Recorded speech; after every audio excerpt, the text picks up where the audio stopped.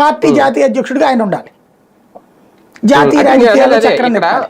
Working president లాంటి పదవి ఇవ్వకుండా ఒకేసారి అధికార మార్పిడి అనేది సడన్ గా తీసేసుకుంటే అది ఎలా అని చెయ్యరు అంత అమాయకులు కాదు. ఎలాగ సైకలాజికల్ గా అడ్జస్ట్ చేయాలో తెలుసు వీళ్ళకి. ప్రస్తుతం వీళ్ళకున్న ఒక అడ్డం ఏంటంటే పవన్ కళ్యాణ్ లోకేష్ ని సీఎం కానియడానికి ఒప్పుకుంటాడా లేదా అన్నటువంటిది.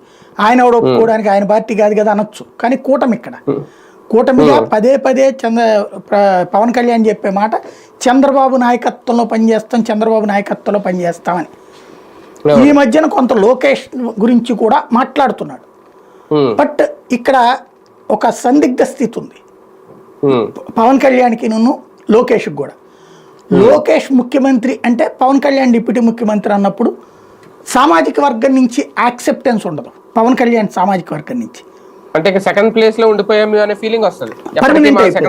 మా వాడు సీఎం కావాలి, సరే చంద్రబాబు నాయుడు ఈ వయసులో ఉన్నాడు కాబట్టి ఇచ్చాడు, చంద్రబాబుతో పోల్చుకుంటే Pawan Kalyan deputy CM okay అంటున్నారు.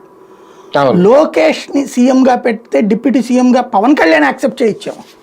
ఎందుకంటే ఈ మధ్యన అతను మాట్లాడుతున్న మాటలు చూస్తుంటే క్రమంగా సైకలాజికల్ గా తను ప్రిపేర్ అవుతున్నాడు అనిపిస్తోంది. మొన్న ఆవిర్భావ సభలో మాట్లాడింది కానీ అవి చూస్తే తను ప్రిపేర్ అవుతున్నాడు అనిపిస్తోంది. సైకలాజికల్ గా ప్రిపేర్ చేస్తున్నారు అన్నటువంటిది. ఎందుకంటే ఈ మధ్యన అదేదో 2-3 సభల్లో కూడా లోకేష్ గురించి కూడా